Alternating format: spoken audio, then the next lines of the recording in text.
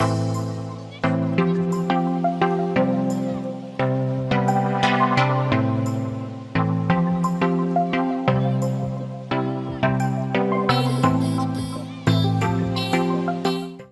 Everyone, welcome to Arbi education, your one stop learning platform for both JEE and NEET examination. तो बच्चों, last class में हमने rotation theorem के ऊपर जबरदस्त तरीके से क्वेश्चंस किए और मैंने आपको बताया कि रोटेशन थ्योरम जो है वो जेईई के पॉइंट ऑफ व्यू से काफी ज्यादा इंपॉर्टेंट है।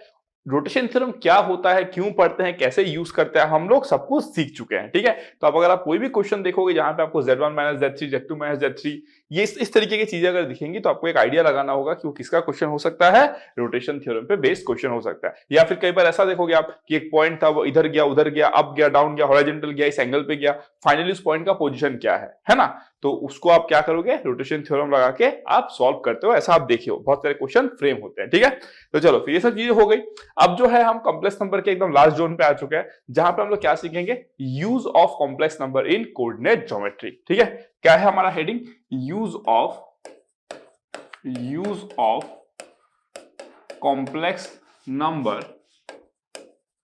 है ना, use of complex number in coordinate geometry. अब देखो, आज का जो टॉपिक होने वाला है ना, आज का जो टॉपिक होने वाला है वो आप बहुत अच्छे से समझोगे अगर आपको कोऑर्डिनेट ज्योमेट्री क्या है आता है, क्योंकि कोऑर्डिनेट ज्योमेट्री आपके सिलेबस का पार्ट है। लेकिन कोऑर्डिनेट ज्योमेट्री मैं तो अभी तक पढ़ाया नहीं हूं, क्योंकि मैं कोऑर्डिनेट ज्योमेट्री थोड़ा बाद में पढ़ाता हूं। जनरली मैं कैलकुलस के बाद पढ़ाता हूं कोऑर्डिनेट ज्योमेट्री। ठीक है, तो अब देखो क्या होगा, सर तो हम कैसे करेंगे, सर हमको तो कोऑर्डिनेट ज्योमेट्री नहीं आता। तो यहां पे उतना ही कोऑर्डिनेट ज्योमेट्री यूज होगा जितना आप अपने स्कूल में पढ़े हो। फॉर एग्जाम्पल डिस्टेंस फॉर्मूला, आप स्कूल में क्लास 9-10 में पढ़ते हो, ये सब सेक्शन फॉर्मूला ये सब भी आप पढ़ते हो स्कूल में ना, तो बस उतना ही यूज होगा, उससे ज्यादा कुछ भी यूज नहीं होगा। ठीक है, और रही बात अगर कहीं पे रिक्वायरमेंट हुई कि मैं थोड़ा सा बियॉन्ड जाके बात करूं, तो आपको टेंशन लेने की जरूरत नहीं, क्यों, क्योंकि कोऑर्डिनेट ज्योमेट्री तो मैं आपको पढ़ाऊंगा ही ना। और आपको हमेशा पता होता है किसी दूसरे चैप्टर में अगर किसी और चैप्टर का कंसेप्ट यूज होता है तो हमेशा एकदम बेसिक फॉर्म में यूज होता है ना। किसी चैप्टर का एकदम हेविली एडवांस कंसेप्ट किसी दूसरे चैप्टर में बहुत कम देखा जाता है यूज होते हुए, एकदम बेसिक वाला पार्ट यूज होता है। ठीक है, तो आपको टेंशन नहीं लेना है, आपको जितना चाहिए इस चैप्टर में रिक्वायरमेंट में सब कुछ आपको पढ़ाऊंगा। जहां पे आपको लगता है कि थोड़ा सा अप डाउन हो रहा है, आप टेंशन मत करो, जो मैं बोल रहा हूं उसको समझो और कॉपी में लिखो। जब मैं आपको कोऑर्डिनेट ज्योमेट्री पढ़ा दूंगा तो ये आपके लिए और ज्यादा आसान हो जाएगा। ठीक है, चलो फिर, तो आज के क्लास में बेसिकली हम लोग क्या क्या पढ़ने वाले हैं, हम लोग देखेंगे डिस्टेंस फॉर्मूला क्या होता है, हम लोग देखेंगे सेक्शन फॉर्मूला क्या होता है, हम लोग देखेंगे इक्वेशन ऑफ परपेंडिकुलर बाइसेक्टर क्या होता है, और हम लोग क्या देखेंगे फिर उसके बाद एरिया ऑफ अ ट्राइंगल। अगर आपको वर्टिसेस दिया हुआ है तो आप कैसे निकालोगे एरिया ऑफ अ ट्राइंगल। तो ये चार टॉपिक पे हम लोग बेसिकली बात करने वाले। ठीक है, तो हमारा जो पहला टॉपिक है वो क्या है, डिस्टेंस फॉर्मूला। क्या है हमारा, डिस्टेंस फॉर्मूला। ठीक है, अब देखो फॉर एग्जाम्पल, देखो आपको हमेशा ये तो आपको क्लियर हो गया ना अभी तक कि जो हम लोग आर्गन प्लेन की बात करते हैं और जो कार्टेशियन प्लेन की बात करते हैं, दे आर वेरी एनालॉगस, है कि नहीं, ये चीज आपको क्लियर हो गया। हम लोग अगर एक complex number x plus I Y है, उसका अगर ऑर्डर्ड पेयर फॉर्म में लिख ले, x कॉमा वाई ब्रैकेट में ऑर्डर्ड पेयर लिख ले, उसी को अगर हम लोग कार्टेशियन प्लेन पे भी प्लॉट करेंगे तो भी हमको क्या मिल जाएगा, मॉडुलस हम लोग निकाल सकते हैं, तो भी हम लोग क्या निकाल सकते हैं, आर्गुमेंट हम लोग निकाल सकते हैं। They are very analogous, right. तो अगर मैं डिस्टेंस फॉर्मूला की बात करूं, है ना, डिस्टेंस फॉर्मूला की बात करूं, अभी ध्यान से देखते रहो। ठीक है, अगर मैं आपको बोलूं कि लेट्स से मेरा ये पॉइंट P है और मेरा ये पॉइंट क्या है, Q है। ठीक है, अगर मैं आपको बोलूं कि बेटा इसका कोऑर्डिनेट जो है वो x1, y1 है और इसका जो कोऑर्डिनेट है वो कितना है आपका x2, y2 है। ठीक है, मैंने आपको बोला कि डिस्टेंस कितना होगा मेरे को बताओ, है ना। मैंने आपसे पूछा कि जो PQ है, PQ वो कितना होगा। PQ मतलब आप मॉड PQ भी बोल सकते हो, क्योंकि आप डिस्टेंस की बात कर रहे हैं, distance can never be negative, तो आप मॉड लगा के भी पूछ सकते हो। ठीक है, that is the simplest use of modulus बोल दिया मैंने। ठीक है, तो ये हो गया, मेरे को क्या चाहिए, PQ का लेंथ चाहिए। आप स्कूल में पढ़े हो PQ का जो लेंथ होता है वो क्या होता है, देखो PQ is equals to square root of x2 minus x1 whole square plus y2 minus y1 whole square. लिखते हो यही वाला, लिखते हो ना, ध्यान से देखो, PQ क्या लिखते हो, x2 minus x1 whole square plus y2 minus y1 whole square. ये क्या है आपका डिस्टेंस फॉर्मूला। आप बोलोगे सर ये तो कहां पढ़ा था सर, याद नहीं आ रहा। अरे मेरे भाई, स्कूल में पढ़े हो,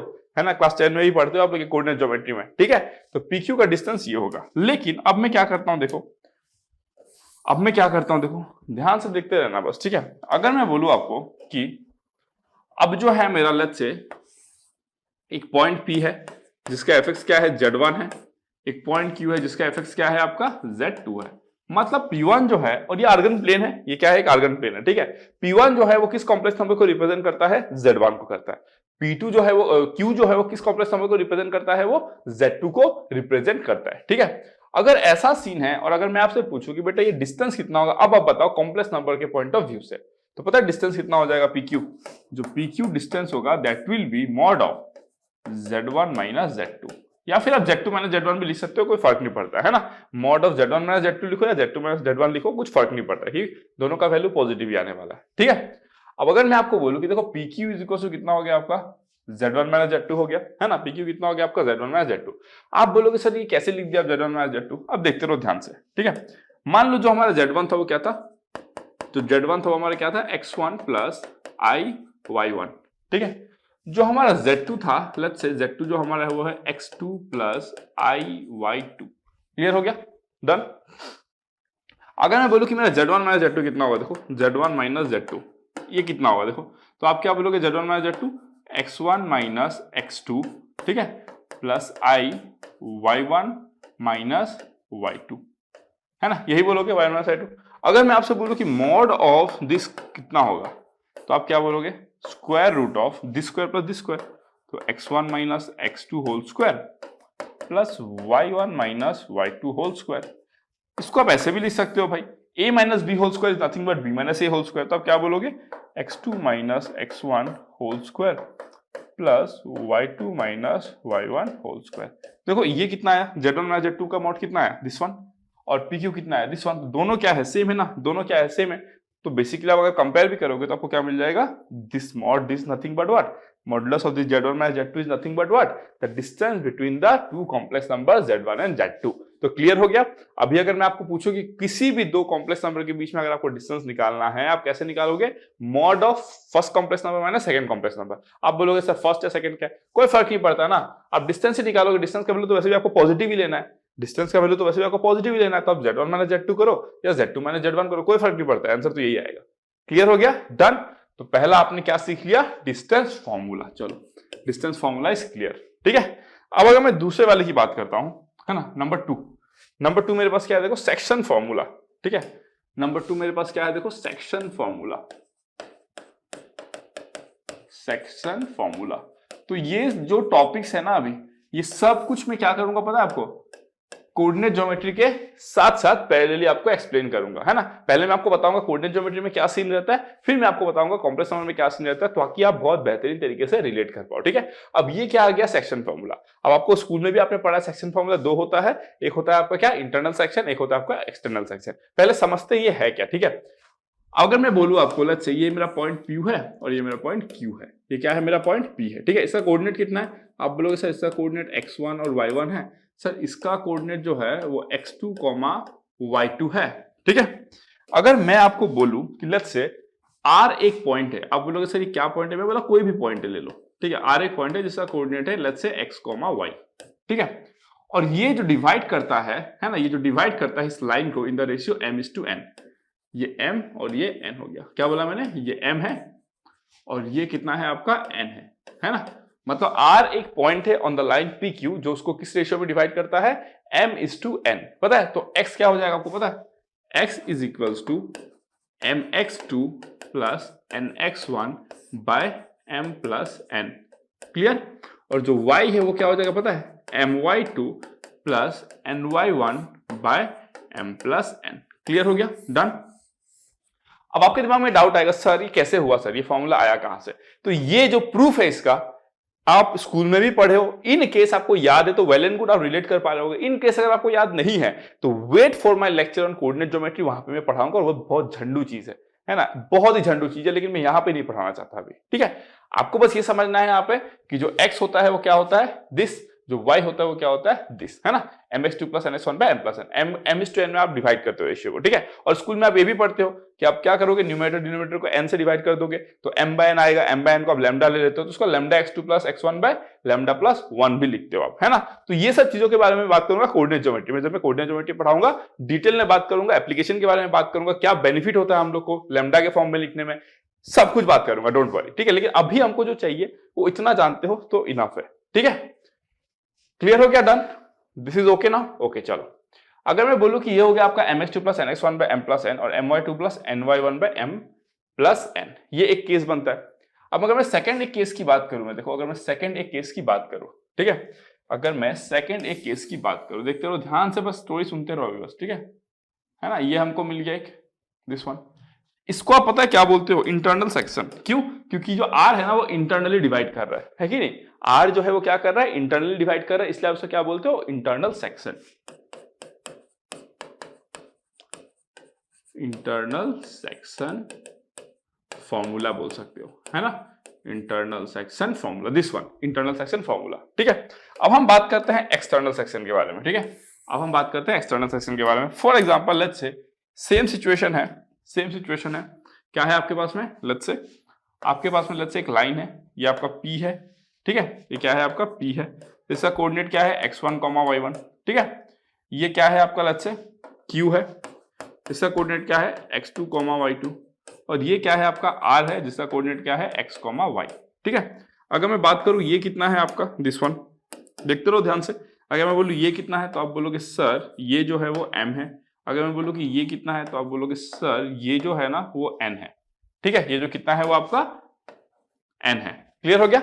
अब देखो r जो है वो एक्सटर्नली डिवाइड कर रहा है pq को, है ना, r जो है वो क्या कर रहा है, एक्सटर्नली डिवाइड कर रहा है pq को m:n रेशियो में। तो इन दिस केस आपको पता है x क्या होता है, इन दिस केस x होता है आपका x is equals to mx2 minus nx1 divided by m-n, और जो y होता है वो होता है आपका my2 minus ny1 bye m-n। फिर से बोल रहा हूं, आपके दिमाग में डाउट आएगा और आना भी चाहिए ना, सर ये कैसे आया, तो स्कूल में सीखते हो आप लोग, भूल गए हो अगर तो वेट करो ना, कोऑर्डिनेट ज्योमेट्री में स्टार्ट करूंगा तो वहां पे मैं वैसे ही पढ़ाऊंगा ना। मैं तो हमेशा बोलता हूं अगर आप मेरे से पढ़ रहे हो तो जब तक आप मेरे से सारे के सारे चैप्टर्स ना पढ़ लो तब तक ये मत कहना कि आपको कोई भी चैप्टर 100% आता है, ठीक है ना। जब आप मेरे से सारे चैप्टर्स पढ़ लोगे ना उसके बाद आपको खुद रियलाइज होगा यार अभी तक आप जितना पढ़े हो आपको आइडिया तो हो गया होगा ना कि किस लेवल का कंटेंट मैं आपको दे रहा हूं, प्रोवाइड करा रहा हूं, चाहे वो क्वेश्चन के फॉर्म में हो, चाहे वो कंसेप्ट के फॉर्म में हो, चाहे वो एक्स्ट्रा नॉलेज के फॉर्म में हो, कंटेंट का लेवल नेक्स्ट लेवल पे है, ठीक है।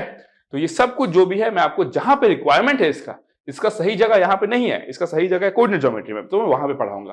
क्योंकि मैं ना हमेशा नोट्स को बहुत प्रॉपर वे में करवाता हूं ताकि ऐसा नोट्स आपके पास रहे कि इन फ्यूचर आप अपने इंजीनियरिंग करो या फिर कुछ भी कोर्स करो, उसके बाद अगर आप टीचर बनना चाहते हो तो ये नोट्स से ही आप टीचर बन जाओगे, समझ रहे हो। एक्स्ट्रा पढ़ोगे दैट इज डिफरेंट, बट ये नोट्स आपके लिए सफिशिएंट होगा टीचर बनने के लिए, इतना पावरफुल नोट्स आप बना रहे हो, ठीक है। तो चलो ये हो गया आपका क्या, एक्सटर्नल सेक्शन फॉर्मूला, ठीक है। ये क्या हो गया आपका एक्सटर्नल सेक्शन फॉर्मूला, क्लियर हो गया। अब अगर मैं कॉम्प्लेक्स नंबर के पॉइंट ऑफ व्यू से बात करूं, है ना, कॉम्प्लेक्स नंबर के पॉइंट ऑफ व्यू से बात करूं तो लेट्स से मेरे पास क्या है, एक पॉइंट P है जिसका क्या है कॉम्प्लेक्स नंबर Z1 को रिप्रेजेंट कर रहा है, एक पॉइंट Q है जो किसको रिप्रेजेंट कर रहा है, Z2 को रिप्रेजेंट कर रहा है, ठीक है। और हमको ये भी पता है कि जो Z1 है वो क्या होता है x1 प्लस iy1, जो Z2 होता है वो क्या होता है x2 प्लस iy2। ये हमको क्लियर है ना, ये हमको एकदम मस्त तरीके से क्लियर है, ठीक है। अब अगर मैं नेक्स्ट बोलूं आपको, अब अगर मैं आपको नेक्स्ट बोलूं तो ये हमको तो एकदम प्रॉपर तरीके से क्लियर है ना। अगर मैं आपको नेक्स्ट बोलूं तो मैं क्या करूंगा, देखो यहां पे अगर मैं बोलूं कि लेट्स से मेरे पास ना कोई एक पॉइंट है r, कोई एक पॉइंट है r, ठीक है, जो कॉम्प्लेक्स नंबर z को डिनोट करता है, that means complex number z जो है वो इस लाइन जो z1 और z2 को मिला के बनाया गया है उसको किसमें m:n रेशियो में क्या करता है, ब्रेक करता है, लेट्स से, ठीक है। तो आपको निकालना है कि z जो कॉम्प्लेक्स नंबर है वो क्या होगा, ये जो z कॉम्प्लेक्स नंबर है वो क्या होगा, ठीक है। तो आप क्या लिखोगे पता है, अगर इंटरनल सेक्शन हुआ तो z होगा आपका mz2, है ना, plus nz1 divided by m plus n, अगर इंटरनल सेक्शन हुआ तो। अब आप खुद देखो ऐसा क्यों हुआ, अगर आप खुद देखो ऐसा क्यों, क्योंकि देखो P जो पॉइंट है वो Z1 कॉम्प्लेक्स नंबर को रिप्रेजेंट करता है, मतलब ये क्या है x1 y1 है, ये क्या है x2 y2 है ना, और ये क्या है x और y है, मान लो, है ना, मान लो क्या है इसका x और y, दैट मींस z जो है उसका आपका जो रियल पार्ट जो आना चाहिए वो कितना आना चाहिए mx2 plus nx1 by m plus n, और जो इमेजिनरी पार्ट आना चाहिए वो कितना आना चाहिए my2 plus ny1 by m plus n। देखते हैं आ जाओ क्या आता है, चलो एक बार, ठीक है। अगर आप इसको करोगे ना तो कितना आएगा, देखो m कितना आएगा x2 प्लस यहां से क्या आएगा n x1 divided by m plus n, है ना, प्लस i आ जाएगा m y2 plus n y1 by m plus n। देखो रियल पार्ट आया कि नहीं, ये आपका रियल पार्ट और ये आपका इमेजिनरी पार्ट। इसी को तो आप क्या बोल दिए, x बोल दिए, इसी को तो आप क्या बोल दिए, y बोल दिए। क्यों? क्योंकि z is equal to x plus I Y होता है। आया कि नहीं, देख रहे हो? तो इसीलिए जब भी आप एक कॉम्प्लेक्स नंबर में सेक्शन फॉर्मूला की बात करोगे, क्या करोगे, mz2 plus nz1 by m plus n। और सिमिलरली, अब मैं एक्सटर्नली नहीं समझाऊंगा, एक्सटर्नली मैं सिमिलरली बोल देता हूं। सिमिलरली एक्सटर्नली क्या होगा, सिमिलरली है ना, जो एक्सटर्नल सेक्शन होगा, अगर एक्सटर्नल सेक्शन फॉर्मूला आप अप्लाई करोगे तो क्या होगा वो देखो, आपका एक्सटर्नल में क्या हो जाएगा, z is equals to mz2 minus nz1 by m minus n। ये आपका हो जाएगा क्लियर। और वहां पे इंटरनल में प्लस क्यों आता है, एक्सटर्नल में माइनस क्यों आता है, ये अगर आप यहां पे समझ लोगे तो यहां पे भी समझ लोगे। और ये में बेटर है कि यहीं पे समझाऊंगा। और कहां पे समझाऊंगा, कोऑर्डिनेट ज्योमेट्री में। यहां पे प्लस क्यों आया, यहां पे माइनस क्यों आया एक्सटर्नल में, कहां समझाऊंगा मैं आपको, कोऑर्डिनेट ज्योमेट्री में। तो वहां के लिए आपको थोड़ा सा पेशेंस रखना पड़ेगा, ठीक है। डन हो गया मस्त तरीके से। तो एक्सटर्नल सेक्शन कैसा होगा आपका, बेसिकली मान लो ये आपका एक p कॉम्प्लेक्स नंबर है, ये आपका q कॉम्प्लेक्स नंबर है और ये आपका r कॉम्प्लेक्स नंबर है। ये z डिनोट करता है, ये z2 डिनोट करता है, ये z1 डिनोट करता है, ठीक है।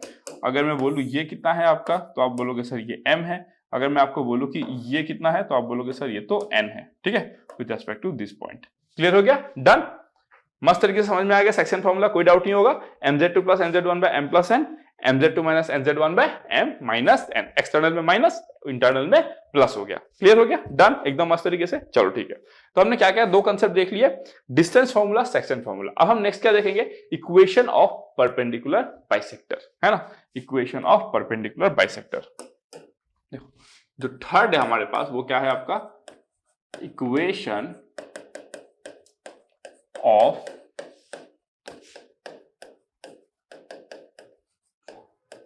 परपेंडिकुलर बाइसेक्टर, ठीक है। इक्वेशन ऑफ क्या है आपका, परपेंडिकुलर बाइसेक्टर। अभी इक्वेशन ऑफ परपेंडिकुलर बाइसेक्टर का फंडा क्या है देखो, ठीक है। अगर मैं आपको बोलूं कि लेट्स से मेरे पास क्या है, एक कॉम्प्लेक्स नंबर से दिया गया है आपको, है ना, एक कॉम्प्लेक्स नंबर यहां पे दिया गया है pz1 और एक कॉम्प्लेक्स नंबर यहां पे दिया गया आपका qz2, ठीक है। आपने p पॉइंट और q पॉइंट को कनेक्ट किया, एक लाइन मिला आपको, ठीक है। अब आप क्या करते हो, परपेंडिकुलर बाइसेक्टर की बात करते हो। बाइसेक्टर मतलब क्या, जो इस लाइन को दो पार्ट में बांट दे। परपेंडिकुलर बाइसेक्टर मतलब क्या, जो 90 डिग्री पे दोनों लाइन को बांट दे। दैट मींस लेट्स से ये जो लाइन है वो क्या है, इसका परपेंडिकुलर बाइसेक्टर, ठीक है। आपको क्या जानना है, equation of A perpendicular bisector. Equation का मतलब क्या होता है, आपको एक ऐसा इक्वेशन फाइंड करना है सच दैट, उसमें अननोन क्या होगा, z होगा, सच दैट वो z जितना वैल्यू लेगा वो इसी लाइन पे क्या होगा, लाई करेगा। यही मतलब होता है, इस लाइन का आपको इक्वेशन निकालना है, बस दैट्स इट। तो मैं मान लेता हूं, एज्यूम कर लेता हूं कि लेट्स से r एक पॉइंट है जो इस लाइन में लाई करता है, जिसका कॉम्प्लेक्स नंबर क्या है, z है। आप मेरे से पूछोगे सर z क्या होगा, सर बताओ। मैं बोलूंगा z एक ऐसा कॉम्प्लेक्स नंबर है जो इस लाइन पे लाई करता है। z यहां पे भी हो सकता है, z यहां पे भी हो सकता है, z यहां पे भी हो सकता है, z यहां पे भी हो सकता है, कहीं पे भी हो सकता है z। समझ गए ना। लेकिन अगर आप ये कहते हो कि ये इसके परपेंडिकुलर बाइसेक्टर में लाई करता है, तो क्या आप प्रॉपर्टी को यूज कर सकते हो, देखो, है ना। आप इसको ध्यान से देखो और बोलो, अगर मैं आपको बोल दूं कि अगर ये परपेंडिकुलर बाइसेक्टर है इस लाइन PQ का, तो z क्या है, कोई भी कॉम्प्लेक्स नंबर है जिसको r रिप्रेजेंट करता है, और ये z जो है कहीं पे भी हो सकता है। मैंने यहां पे लिया, आपका इच्छा था यहां पे लेने का, आप यहां पे लो, आपका इच्छा है यहां पे लेने का, आप यहां पे लो, आपका इच्छा है यहां पे लेने का, आप यहां पे लो, कहीं पे भी ले सकते हो आप, नो प्रॉब्लम विद दैट, है ना। आप कहीं पे भी चाहो तो आप क्या कर सकते हो, ले सकते हो, ठीक है, फाइन। अगर आप ध्यान से देखोगे ना, तो अगर z इस लाइन पे लाई करेगा ना, तो ये जो डिस्टेंस होगा और ये जो डिस्टेंस होगा, they will always be equal. अब z अगर यहां पे भी लाई करेगा तो भी ये डिस्टेंस इक्वल, अगर z यहां पे लाई करेगा तो भी ये डिस्टेंस हमेशा इक्वल होगा। एंड तभी आप क्या बोलोगे, अगर इस पॉइंट r से p का डिस्टेंस और r से q का डिस्टेंस अगर हमेशा इक्वल रहा, तो ही आप क्या बोलोगे, ये r जो है वो क्या करेगा, किस पे ट्रेवल करेगा, r जो है किस पे ट्रेवल करेगा, ये परपेंडिकुलर बाइसेक्टर पे ट्रेवल करेगा। दैट मींस आप ऐसे भी बोलते हो, आगे जब आप लोग पढ़ोगे लोकस का एक कंसेप्ट पढ़ोगे, तो आप क्या बोलोगे, locus of r is what, it lies on the perpendicular bisector of the line PQ। Clear हो गया, चलो। तो दैट मींस हम लोग क्या बोलेंगे, वो डिस्टेंस इक्वल है। डिस्टेंस हम लोग कैसे लिखते हैं, देखो, PR क्या हो जाएगा आपका, is equals to QR। PR को हम लोग क्या लिख सकते हैं, देखो, z minus z1 mod of z minus z1, क्योंकि डिस्टेंस लिख रहा हूं मैं, और ये लिखूंगा मैं z माइनस z2, ठीक है। अगर ये डिस्टेंस इसके बराबर है तो इसका स्क्वायर भी इसके बराबर होगा। देयरफॉर z माइनस z1 का square is equals to z minus z2 का स्क्वायर। जहां पे मॉड दिख गया स्क्वायर दिखेगा क्या करोगे, z इंटू जेड कंजुगेट, मतलब इसको मैं क्या लिखूंगा, z minus z1 z conjugate minus z1 conjugate is equals to z minus z2, और ये कितना हो जाएगा z conjugate minus z2 conjugate. Clear हो गया एकदम मस्त तरीके से, नो डाउट नो प्रॉब्लम। ठीक है चलो, अब अगर मैं नेक्स्ट बात करूं, यहां पे देखो, अगर मैं नेक्स्ट बात करूं तो मैं क्या लिख सकता हूं, यहां पे देखो, implies that z into Z conjugate is mod Z का स्क्वायर, है ना, मॉड जेड का स्क्वायर। ठीक है, फिर कितना हो जाएगा, minus Z into z1 conjugate minus z1 into Z conjugate, है ना, प्लस मॉड ऑफ z1 का square, that is equal to mod of z का square minus z into z2 conjugate minus z2 into z conjugate plus mod of z2 का square. Clear हो गया, done. अगर आप ध्यान से देखोगे यहां पे तो ये कैंसिल होता है और ये कैंसिल होता है। ठीक है, तो मैं क्या लिख सकता हूं, देखो, इंप्लाइज दैट मैं क्या लिख सकता हूं, देखो, मॉड z1 का स्क्वायर माइनस मॉड z2 का स्क्वायर, उसको भी मैं इधर लेकर आ गया। ठीक है, that should be equals to, है ना, that should be equals to z into, इसको मैं उधर लेकर गया तो कितना हो जाएगा, z1 conjugate minus z2 conjugate.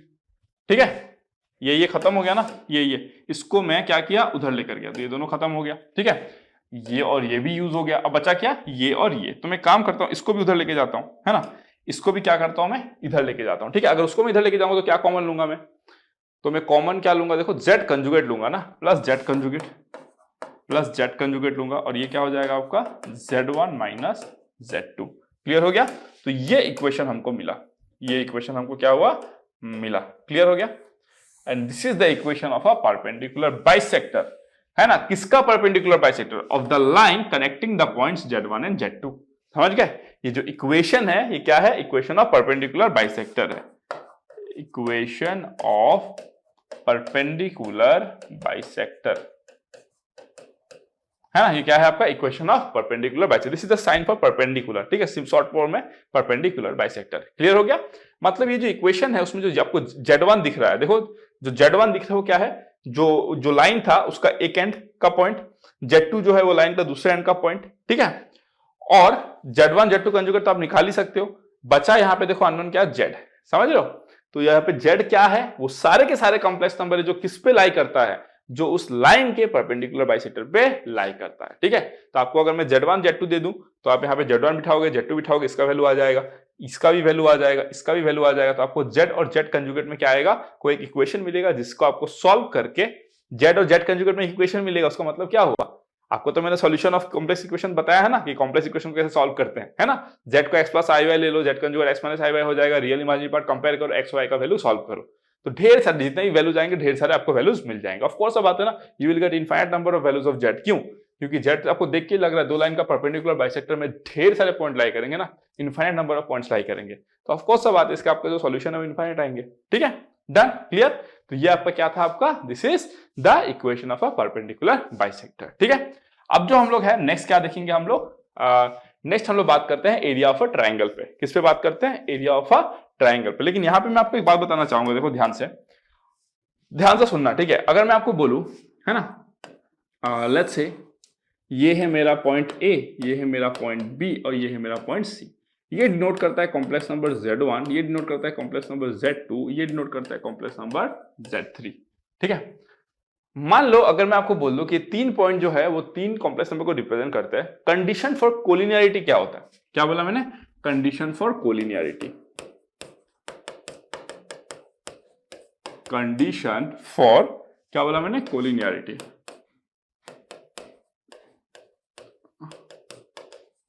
Condition for collinearity क्या होता है। ठीक है, कोलिनियरिटी मतलब क्या, A B C lies on the same line,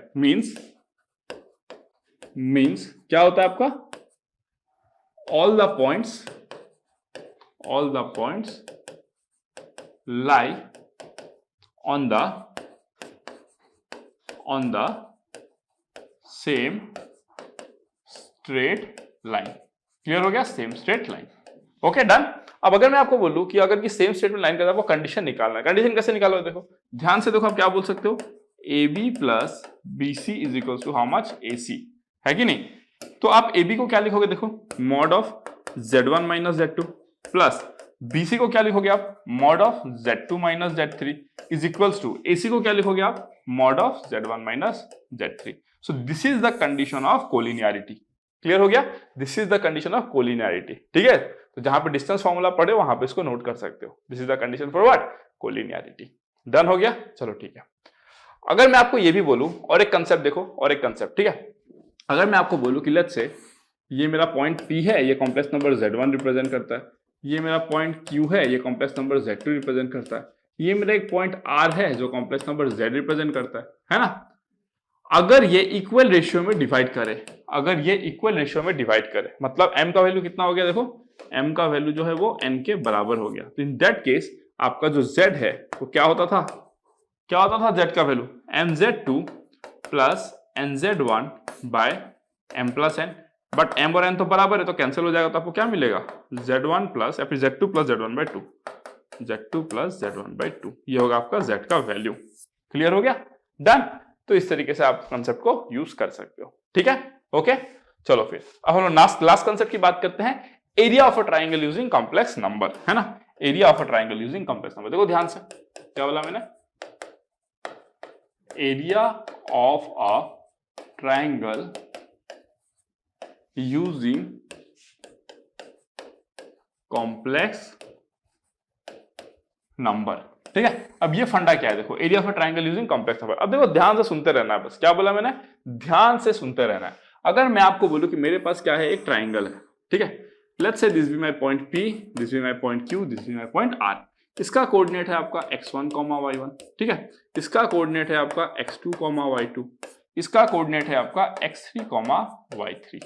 ठीक है, मैं अगर आपसे पूछूं इस ट्राइंगल का जो एरिया है वो कितना होगा, इस ट्राइंगल का जो एरिया है वो कितना होगा, तो आप क्या लिखोगे? सर जो एरिया होगा ना, जो एरिया होगा वो होगा सर हाफ, फिर होगा सर आपका x1 into y2 minus y3 whole square, plus कितना हो जाएगा आपका x2 इंटू, है ना, this is how much, x2 into this will be y3 minus y1 whole square plus x3 into y1 minus y2 whole square, ये होगा। ठीक है, आपका जो एरिया ऑफ ट्राइंगल होता है वो क्या होता है? x1 into y1 minus y3 whole square plus x2 into y3 minus y1 whole square plus x3 into y1 minus y2 whole square. Clear? तो अगर मैं आपको बोलूं कि इसको आप डिटर्मिनेंट फॉर्म में कैसे लिखोगे, तो डिटर्मिनेंट फॉर्म में आप लिखोगे is equals to half of x1, x2, x3, y1, y2, y3, 1, 1, 1। ये हो गया आपका ये फॉर्मूला। ठीक है, ये स्क्वायर नहीं होगा, इसको हटा दो, स्क्वायर नहीं होगा। ठीक है, ये स्क्वायर नहीं होगा। क्लियर हो गया? देखो तो ये होता है आपका क्या? Area of a triangle. Clear हो गया? ध्यान से देख लेना क्या होता है आपका एरिया ऑफ अ ट्राइंगल। ठीक है, अब आप ये बात पूछोगे कि सर ये जो फॉर्मूला आया सर कहां से आया, है ना? ये जो फॉर्मूला आया सर वो कहां से? जैसे कि फॉर एग्जांपल मैंने ये फॉर्मूला लिखा, यहाँ पे मैंने गलती से स्क्वायर लिख दिया, है ना? तो याद करने का टेक्निक क्या है? ये है। तो इसको याद करना इज वेरी सिंपल। लेकिन आप अगर बोलोगे सर क्या हमको उसको रट ही लेना पड़ेगा, सर हमको तो मालूम ही नहीं आया कहां से, आया कहां से बताऊंगा, बट ये भी कोऑर्डिनेट ज्योमेट्री में बताऊंगा, यहाँ पे नहीं बताऊंगा। ठीक है, ये कहां पे मैं बताऊंगा आपको? कोऑर्डिनेट ज्योमेट्री में कि कैसे किए। हम लोग आराम से कर सकते हैं ना, एक हम लोग फिगर बना के उसमें आप एरिया को डिफरेंट डिफरेंट पार्ट्स में बांट के हम इसका एरिया निकाल सकते हैं। मैं दिखाऊंगा आपको, है ना, हम इसको आपको दिखाएंगे कहां पे? कोऑर्डिनेट ज्योमेट्री में। बट यहाँ पे मैंने आपको बोला कि एरिया ये होता है। आप कई बार देखोगे कि यहाँ पे मॉडुलस लगाया रहता है। क्या रहता है? मॉडुलस लगाया रहता है। क्यों पता है? क्योंकि हो सकता है इसका वैल्यू क्या आ जाए, कभी नेगेटिव भी आ जाए। पर आपको पता है एरिया ऑफ अ ट्राइंगल कभी नेगेटिव तो आप बोलोगे नहीं। मैं आपसे अगर पूछूं कि एरिया ऑफ अ ट्राइंगल कितना होता है, आप बोलोगे मुझे कि sir -20 square unit, sir -400 square unit. It does not make sense ना। तो इसलिए हम लोग क्या करते हैं, इसको मॉड लगा देते हैं so that we can always consider the positive value. ठीक है, एंड ये आप बोलोगे सर ये फॉर्मूला कहां से आया, this is nothing but this, मतलब ये इस डिटर्मिनेंट, इसको क्या बोलते हैं आप? Determinant. This is what? A 3x3 determinant, है ना? जब आप इसको इवैल्यूएट करोगे ना, जब आप इसको इवैल्यूएट करोगे तो ये यही वैल्यू देता है। ठीक है, अब यहाँ पे देखो दो कैटेगरी ऑफ स्टूडेंट है, एक जिनको डिटर्मिनेंट का आइडिया है तो वो तो समझ ही गए होंगे क्या है ये। ठीक है, दूसरा जिनको डिटर्मिनेंट का क्या है, आइडिया नहीं है। तो जिनको डिटर्मिनेंट का आइडिया नहीं है वो थोड़ा सा वेट करेंगे, जब तक मैं चैप्टर स्टार्ट नहीं करता हूं मैट्रिसेस एंड डिटर्मिनेंट्स, है ना। तो जब मैं वो सिखा दूंगा तो आपको ये भी आसान लगेगा। अभी बस आपको क्या जानना है मैं बता रहा हूं, फिर से बोल रहा हूं, कैसे हुआ सब कुछ सीखोगे अपने रेस्पेक्टिव चैप्टर में। डिटर्मिनेंट का सब कुछ आप सीखोगे डिटर्मिनेंट चैप्टर में, इसका सब कुछ आप कोऑर्डिनेट ज्योमेट्री का सीखोगे कोऑर्डिनेट ज्योमेट्री में। एरिया ऑफ अ ट्रायंगल ये होता है, जिसको आप ऐसे भी लिख सकते हो। मैंने बस आपको इतना ही बोला अभी तक, ठीक है। लेकिन अब मैं बोलता हूं आपको, देखो अब मैं आपको क्या बोलता हूं, देखो मेरे पास एक ट्राइंगल है ना, मेरे पास एक ट्राइंगल, ये सेम P है जो Z1 रिप्रेजेंट करता है, ये सेम Q है जो Z2 रिप्रेजेंट करता है, ये सेम R है जो Z3 रिप्रेजेंट करता है। क्लियर हो गया ना, डन। अब मैं आपसे पूछता हूं कि एरिया ऑफ अ ट्राइंगल कितना होगा बताओ, है ना, but in terms of complex number, in terms of what, complex number. तो देखो एक काम करते हैं, हम इस पे एनालिसिस करते हैं। देखो हमको पता है जो एरिया है, जो एरिया है वो क्या होता है, क्योंकि हमको पता है ना भाई, जो Z1 है वो Z1 क्या होता है, जो Z1 है वो क्या होता है, Z1 जो है वो होता है आपका x1 प्लस iy1। मतलब ये पॉइंट का अगर मैं ऑर्डर्ड पेयर फॉर्म में लिखूं, अगर कोऑर्डिनेट तो x1 y1 है, Z2 क्या होता है आपका x2 प्लस iy2, Z3 क्या होता है आपका x3 प्लस iy3। तो अगर मैं इसको कॉम्प्लेक्स नंबर से इसका रियल पार्ट और इमेजिनरी पार्ट निकाल के एक ऑर्डर पेयर फॉर्म में लिखूं, और अगर मैं ये फॉर्मूला निकालूं, एरिया तो मुझे तब भी मिलेगा ना। ऐसा थोड़ी है कि ये ट्रायंगल का एरिया आप कोऑर्डिनेट ज्योमेट्री लगाओगे तो एक अलग वैल्यू आएगा, आप अगर उसमें कॉम्प्लेक्स नंबर का कंसेप्ट लगाओगे तो अलग वैल्यू आएगा। भाई ट्रायंगल सेम है तो आप कोई भी दुनिया का कंसेप्ट लगा लो, एरिया तो सेम ही आएगा। अगर इसका एरिया आपका लेस से 500 होना है तो 500 ही आएगा। आप चाहे किसी भी चैप्टर का कोई भी मैथ्स निकाल, आप चाहे मैथ्स इन्वेंट ही कर दो कोई नया, लेकिन इसका एरिया थोड़ी बदलेगा, है ना। तो मैं अगर बोलूं कि एरिया जो है वो क्या है आपका हाफ ऑफ, है ना, x1 x2 x3 y1 y2 y3 1 1 1, ठीक है, ये होता है। अब देखो मैं क्या करूंगा, डिटर्मिनेंट का प्रॉपर्टी होता है ना, डिटर्मिनेंट का क्या करूंगा मैं, प्रॉपर्टी को यूज करूंगा, ठीक है। इसको क्या बोलते हैं, डिटर्मिनेंट बोलते हैं। इसमें कुछ कुछ प्रॉपर्टीज होते हैं, ठीक है। ये डिटर्मिनेंट क्या होता है, इसका नेगेटिव वैल्यू का मतलब क्या होता है, इस डिटर्मिनेंट में ये इसको क्या बोलते हैं, इसको क्या बोलते हैं, ये क्या फिजिकली सिग्निफाई करता है, सब कुछ पता चलेगा आपको डिटर्मिनेंट चैप्टर पे, ठीक है। अभी बस मैं जो बोल रहा हूं वो ध्यान से सुनते रहना है। अगर मैं बोलूं कि किसी भी डिटर्मिनेंट में आप अगर किसी भी एक रो, इसको बोलते हैं रो, इसको बोलते हैं कॉलम ना, ये एक रो, ये दूसरा रो, ये तीसरा रो, ये first column, second column, third column. तो मैंने बोला कि अब मैंने क्या किया, आई से डिवाइड किया, है ना।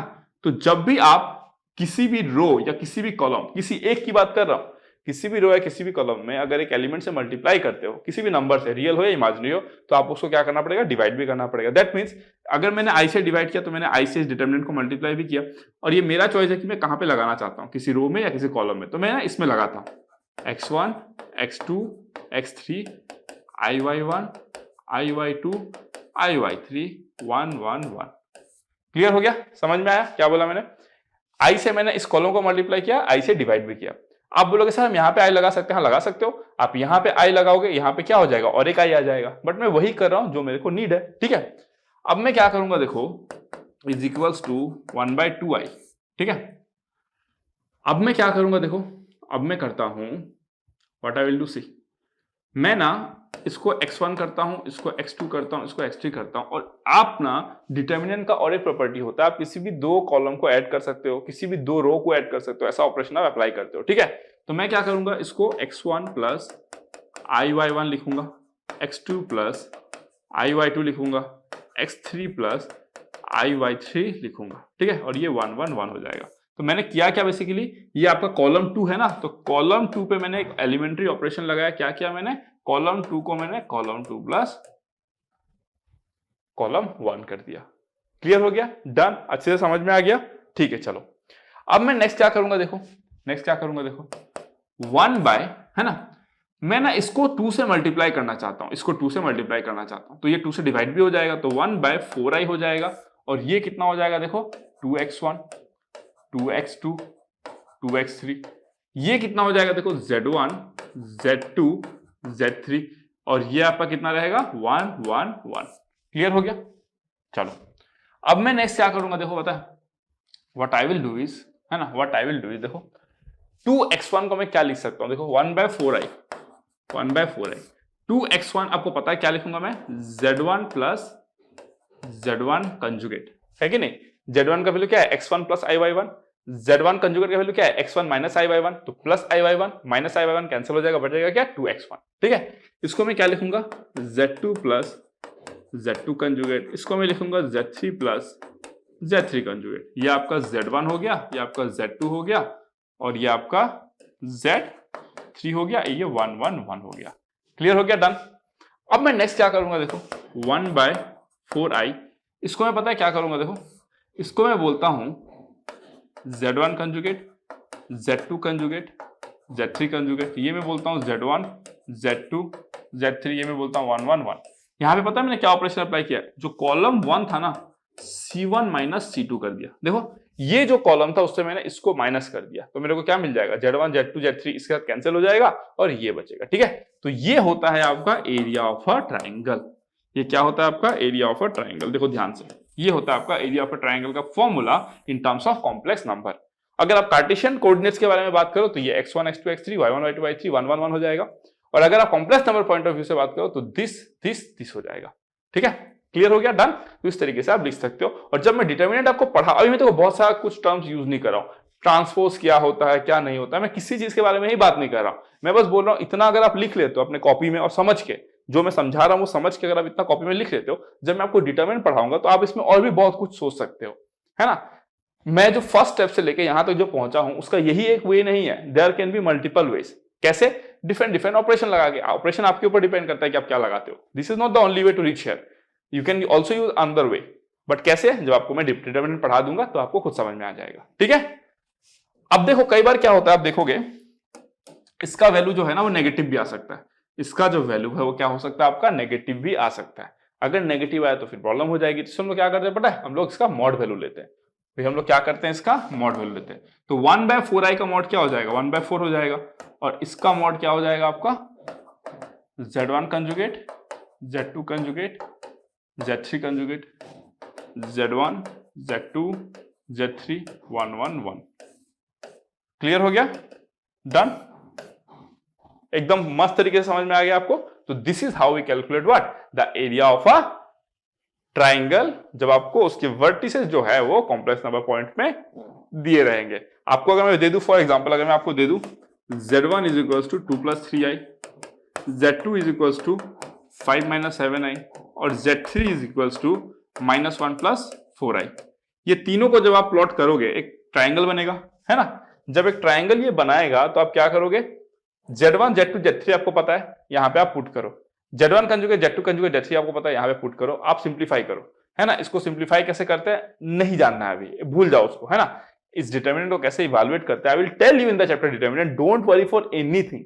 अगर आपको आता है वेल एंड गुड, नहीं आता है डोंट वरी फॉर, क्योंकि अगर मैं आपको बता दिया अभी, इसको इवैल्यूएट करने के लिए आप this into this minus this करोगे, minus of this into this minus this करोगे, आपके दिमाग में ढेर सारे क्वेश्चन आएंगे कि सर हमने दिस इंटू दिस जेड मतलब z1 conjugate into z2 minus z3 क्यों किया, z3 माइनस z2 भी कर सकते थे, लेकिन हमने z1 कंजुगेट के पहले तो प्लस लिया था, बट फिर हमने माइनस z1 क्यों लिखा सर, फिर हम लोग +1 लिखेंगे, तो आपके दिमाग में ढेर सारे क्वेश्चन आएंगे। इसीलिए मैं आपको इसका इवैल्यूएशन ही नहीं बताया, मैं बस बोला कि अभी आप कॉपी में लिख लो, जब मैं आपको पढ़ा दूंगा आपको समझ में आ जाएगा, डोंट वरी। ठीक है, तो this is how you calculate the area of a triangle. तो चारों कंसेप्ट क्लियर हो गए, distance formula, section formula, equation of perpendicular bisector and area of a triangle. तो ये सारे क्वेश्चन आपको जानने हैं जेडब्ल्यू के लिए। ठीक है, अब जो इसके बाद जो नेक्स्ट सेशन होने वाला है वो बहुत इंपॉर्टेंट सेशन होने वाला है, जहां पे मैं किसके बारे में बात करूंगा, equation of a straight line in different form, parametric form, non parametric form, general form, slope के बारे में बात करूंगा, सब चीज के बारे में बात करूंगा। और वो सेशन जो है बहुत इंपॉर्टेंट होने वाला है, क्योंकि जेडब्ल्यू में उससे कई बार देखा गया क्वेश्चन पूछते हैं। ठीक है, और मैं पूरा डिटेल में बताऊंगा आपको कैसे होता है कैसे नहीं होता है। ठीक है, चलो फिर thank you so much, love you all. Session अच्छा लगा तो लाइक शेयर सब्सक्राइब करना मत भूलना, और कमेंट सेक्शन में अपना फीडबैक देके जनाना कि आपको कैसा लग रहा है हमारा कंटेंट। ओके, चलो फिर goodbye, see you guys in the next lecture with equation of a straight line. Thank you.